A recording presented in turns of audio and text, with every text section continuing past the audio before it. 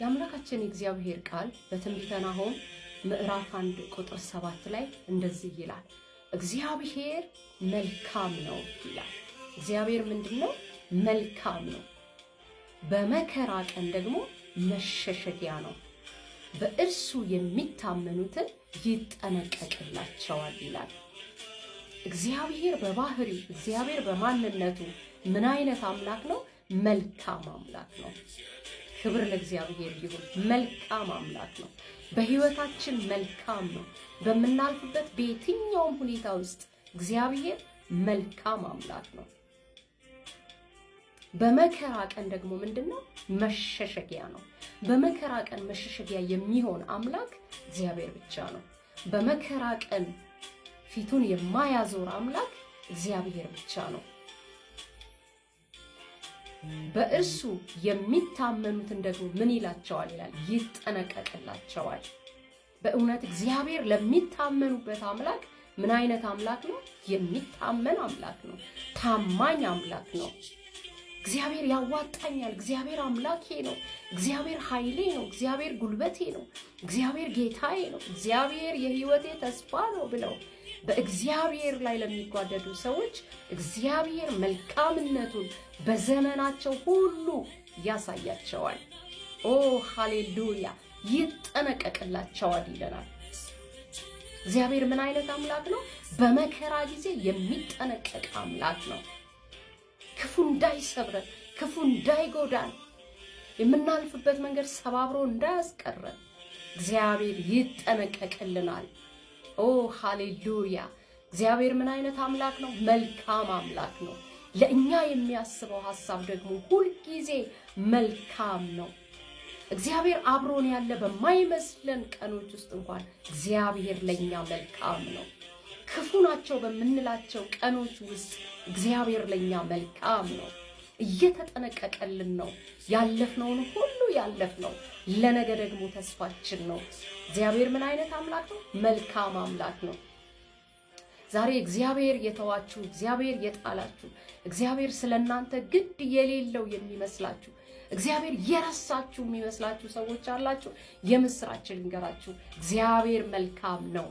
ለኛ የሚያስባትን ሐሳብ እሱ ያውቃል። እግዚአብሔር ለኛ የሚያስባት ሐሳብ ደግሞ ምን አይነት ሐሳብ ናት?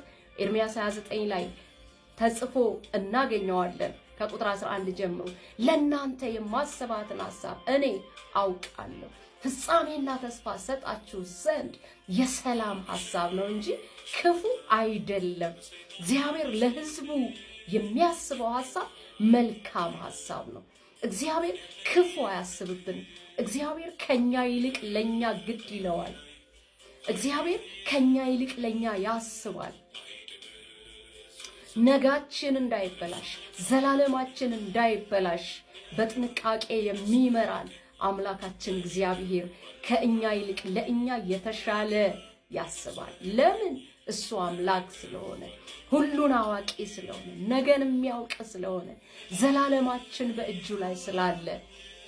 አያችሁ፣ እኛ ሰዎች ስለሆንን ዛሬ ፊታችን ላይ ያለውን ነገር ብቻ ነው የምናየው። እግዚአብሔር ግን ከመፈጠራችን ጀምሮ የዘመናችንን ቁጥር ያውቃል። ነጋችን እንዲበላሽበት አይፈልግም። ነጋችንን ያውቃል እግዚአብሔር። ስለዚህ እግዚአብሔር መልካምን በማሰብ መልካም ባለው አቅጣጫ ሁሉ ይመራናል። እግዚአብሔር ለቤታችን መልካም ነው። እግዚአብሔር በህይወታችን ላይ መልካም ነው። እግዚአብሔር ለኛ የሚያስበው መልካም ነው። ለምድራችን የሚያስበው መልካም ነው። እግዚአብሔር ለህዝቡ መልካም ነው። ጌታችን ኢየሱስ ሲናገር እኔ አለ መልካም እረኛ ነኝ። ሃሌሉያ!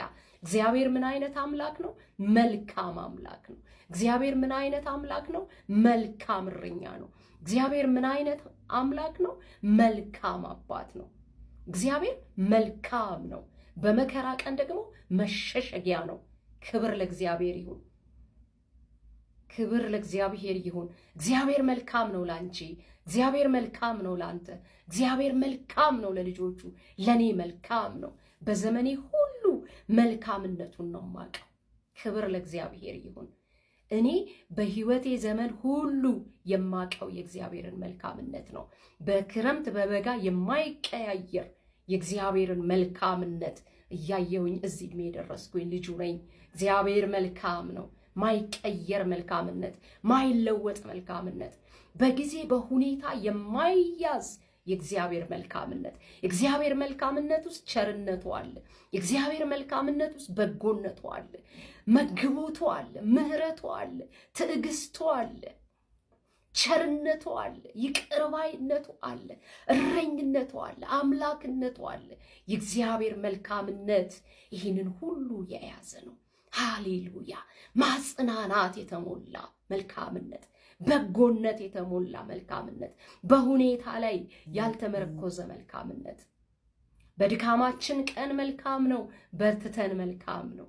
እግዚአብሔር ወድቀንም መልካም ነው፣ ስተንም መልካም ነው። ለምን? በቸርነት ስለሚመልሰን፣ በምህረት ስለሚመልሰን፣ በይቅርታ ስለሚመልሰን፣ በትዕግስት ስለሚመልሰን። እግዚአብሔር ምን አይነት አምላክ ነው? መልካም አምላክ ነው።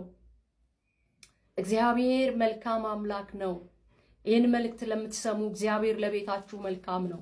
እግዚአብሔር ለህይወታችሁ መልካም ነው። እግዚአብሔር ለኑሯችሁ መልካም ነው። እግዚአብሔር መልካም ነው። በመከራ ቀን መሸሸጊያ ነው። በእርሱ የሚታመኑትን ይጠነቀቅላቸዋል፣ ይጠነቀቅልናል። ሃሌሉያ! ክብር ለእግዚአብሔር ይሁን።